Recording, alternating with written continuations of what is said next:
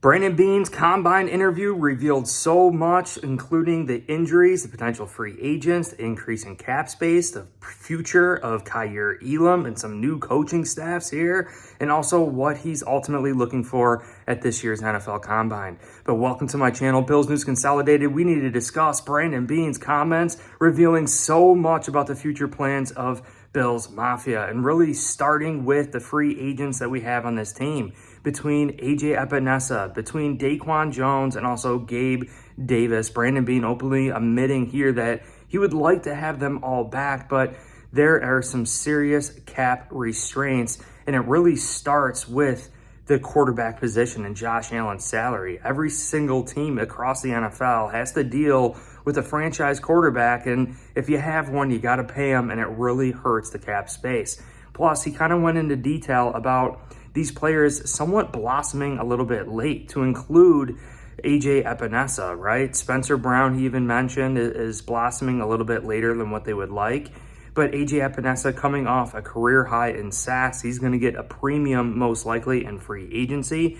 Daquan Jones, he mentioned dealing with that pectoral injury last year, not necessarily getting all the playing time that we thought he would.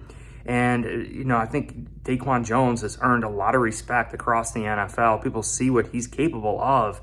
But just the sense that I got from Brandon Beane's comments is that they feel confident that they can get Daquan Jones back for a reasonable rate. It's not like we're going to get outpriced in free agency like someone like Gabe Davis. And Gabe Davis, obviously being a later round pick, coming here, progressing into the wide receiver that he was, we really transformed him into a pretty decent wide receiver here. I know a lot of Bills Mafia is frustrated and expected more, but I really think Gabe Davis proved himself across the league. He's going to get more than what we're going to be able to pay him in free agency. So it's something that we have to definitely keep in mind with all of these free agents.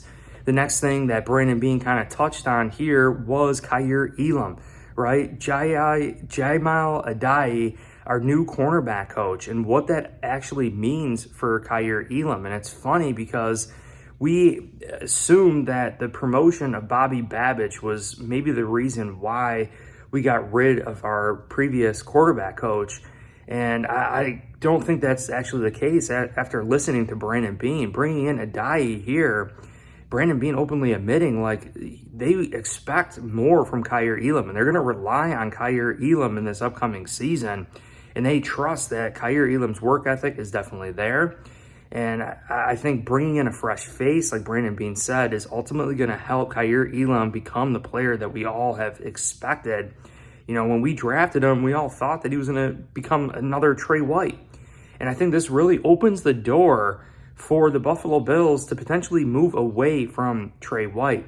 And that's something that Brandon Beane also touched on here, were the overall injuries between Trey White, between Matt Milano, even Von Miller. But Trey White dealing with an ACL, dealing with an Achilles, Brandon Beane even admitting like how hard that is going to be to come back from that. And we really haven't seen Trey White in like a few years. I mean, even when he tore his ACL, it took him so late to get back to his normal self the following season. And now he's coming off an Achilles. Like, will we even see the Trey White in 2024? We might have to wait all the way until 2025 to figure this out with Trey White. So do we have the patience? Do we have the cap room, which we don't?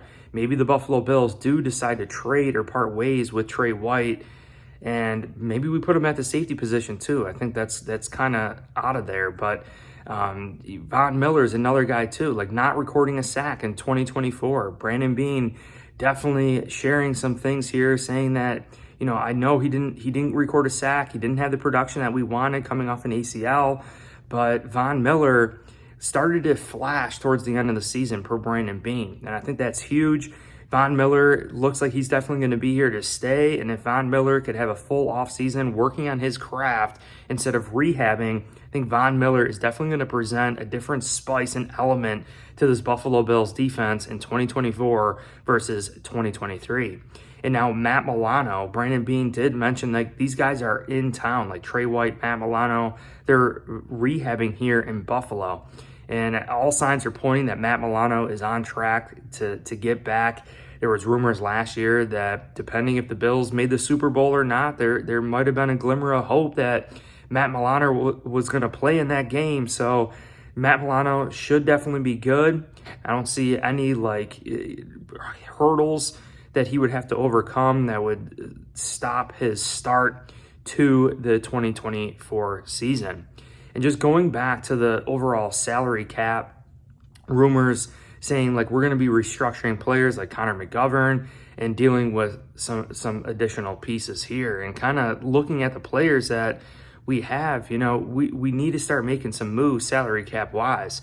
Yes, the cap went up and Brandon Beane was ecstatic by how much it went up, but we still have some glaring holes. And Beane says we don't want to create problems in 2025 and 2026. So they still need to be frugal, and they still need to watch every dollar that is spent for Bills Mafia.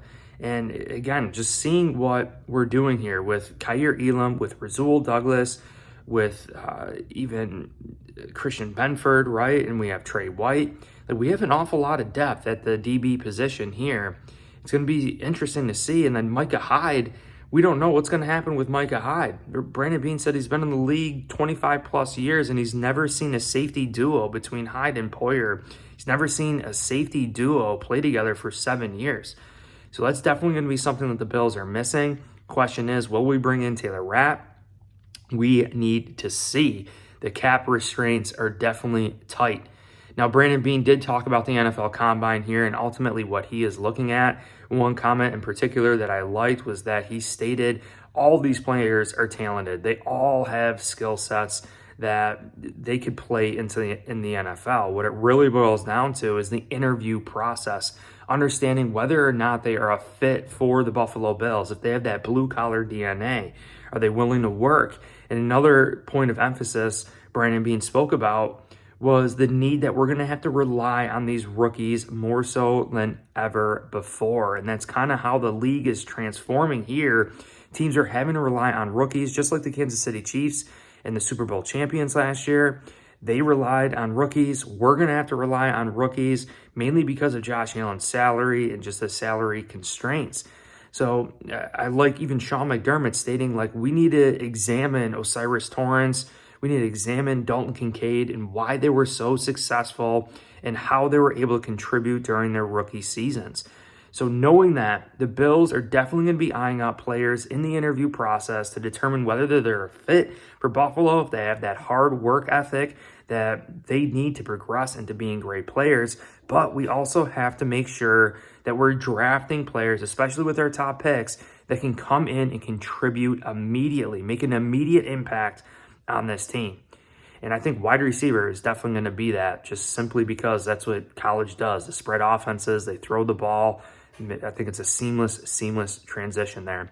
But if you guys enjoyed this video, make sure you hit like, subscribe for future content. 80% of you guys are not subscribed. Also, check the link in the description. You guys are going to the Drake concert. You can get $20 off at SeatGeek. Course Careers offering free introduction courses to land an online high-paying career fully remote. Also, the BNC chicken wing merch with free shipping, sizes small through 5XL. But I appreciate you guys all so much. BNC attracts the best of the best, and go Bills.